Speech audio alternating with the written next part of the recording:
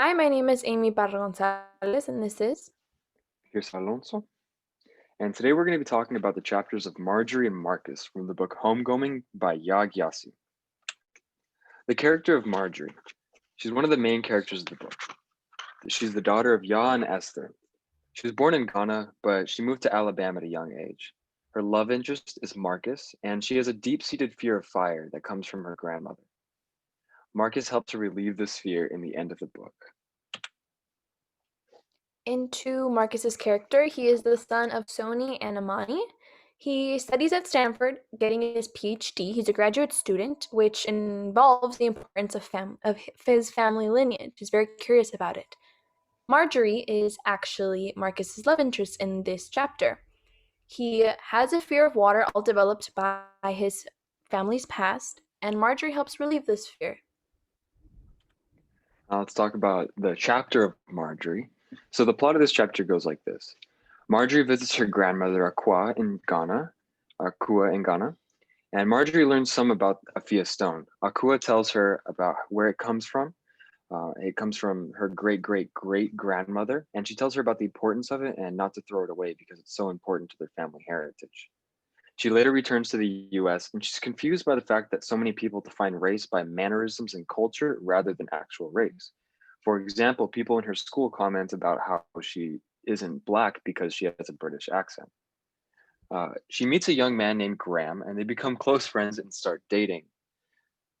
Marjorie, throughout the chapter, struggles with her identity. She never feels completely American or a con. Graham tries to take Marjorie to prom, but is denied by her father and the school's principal because of race relation guidelines. And at the end of the chapter, Akua dies, and Marjorie makes a plan to travel back to Ghana.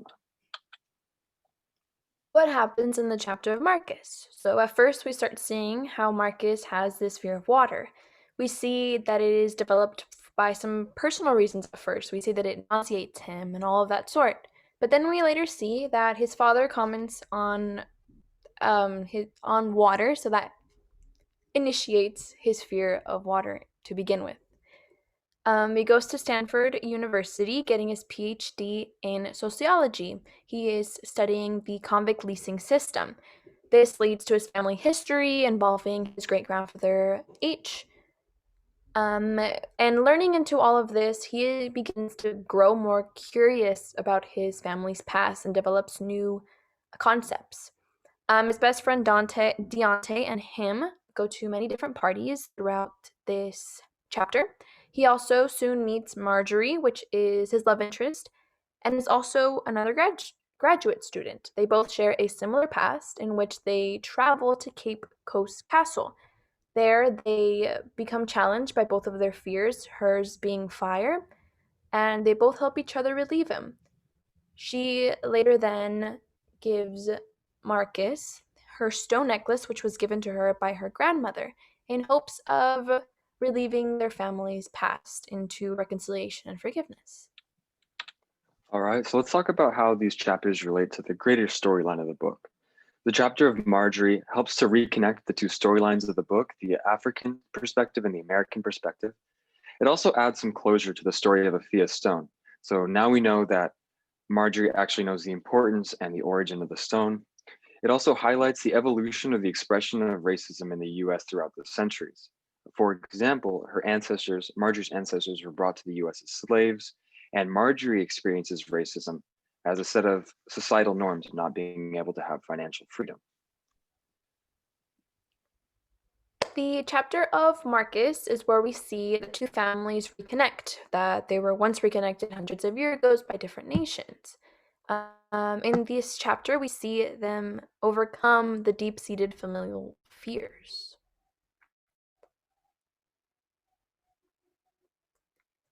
Looking into themes, one of the themes is the theme of family history. In both Marjorie and Marcus, we see that it is a common theme. They both have similar past and similar fears, both due to their heritage.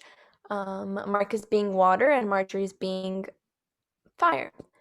Marjorie has a feeling of not being American enough, when Marcus has the feeling of being too American, all correlated to their family's heritage. They're actually both curious about their cultures and their family's history. in which they're both graduate students. And Marjorie, at the end of the chapter, gives her necklace. But she does this in hopes for penance for their shared heritage. So we have a discussion question related to these chapters. And the question is, how does the reunion of the two families at the end of the book contrast the events at the beginning? How does this relate to the theme of family heritage? And we have an example answer for you guys. At the beginning of the book, the two families are brought together by war between the Ashantis and the Fantis. At the end of the book, centuries later, the two families are brought back together by love.